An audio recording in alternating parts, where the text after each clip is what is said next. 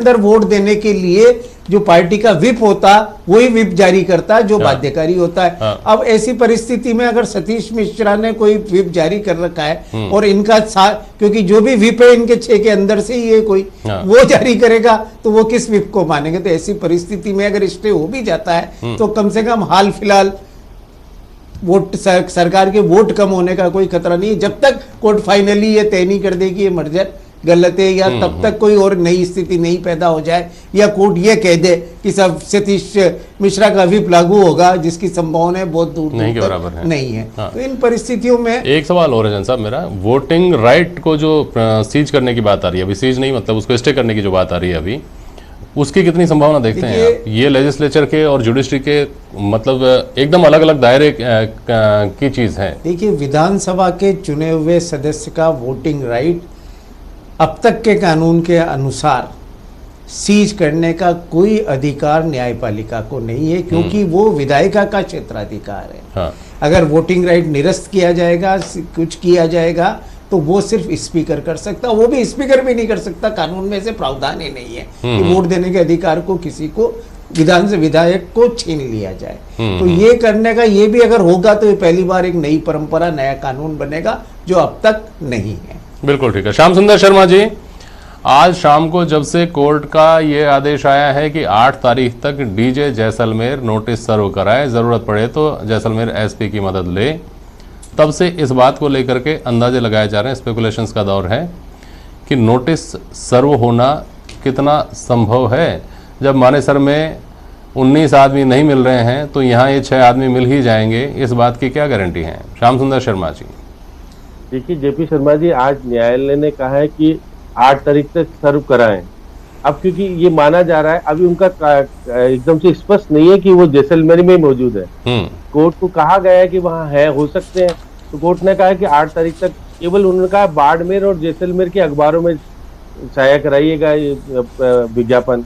इसके अलावा उन्होंने कहा है कि डिस्ट्रिक्ट जज को, क्योंकि आज तकरार होने की स्थिति बन रही थी, यदि हाई कोर्ट कह देता वापस से कि विधानसभा सचिवालय को कि आप कराइए, तो आज देखिएगा कि मना कर दिया। देखिए कपिल सिब्बल ने कहा कि सचिवालय केवल विधानसभा के संचालन तक सीमित है, किसी डाकिया का काम नहीं करेगा। तो उन्होंने अपने डिस्ट्रिक्ट जज को ही कहा कि आप हमारा यहाँ से विशेष स्पेशल वाहक जाएगा और वहां पर आप अगर पुलिस की मदद ले और दे। अब देखिए जाएगा वाहक, बाकायदा होटल में भी जाएगा, ढूंढेगा, नहीं मिलेगा, तो अब सर्व हो जाना जरूरी है क्या? अभी आप अगर नहीं सर्व हुआ तो 11 तारीख को क्या मान लेगा कोर्ट कि नहीं दोबारा जारी नहीं होता? जैन साहब इस चीज को बताते हैं कि कई बार नहीं होता है, दोबारा भी जारी होगा। ये जरूरी नहीं है कि उनको जारी हो जाएगा और मिल जाएगा और जवाब आ जाएगा। 11 तारीख को सबके जवाब आ जाएंगे, ये भी नहीं कहा है। उन्होंने कहा कि जो स्टे वाली बात भी कह रहे हैं कि देखिए नियमों में ऐसा सिंगल बेंच को तो इतना बड़ा अधिकार वो कह सकते हैं कि जिस तरह से अतिक्रमण करने वाली बात हो रही है कि देखिए जिस प्रकार से हाई कोर्ट अभी सुप्रीम कोर्ट में विचाराधीन है कि विधानसभा के अध्यक्ष के कामकाज में हस्तक्षेप कर रहा है, पहले से हो रहा है। अब ये भी बात क्या है, विधानसभा तय कर रही है और उससे पहले सारी बातें के स्टे कर दो, उनका वोट देने का अधिकार छीन लो।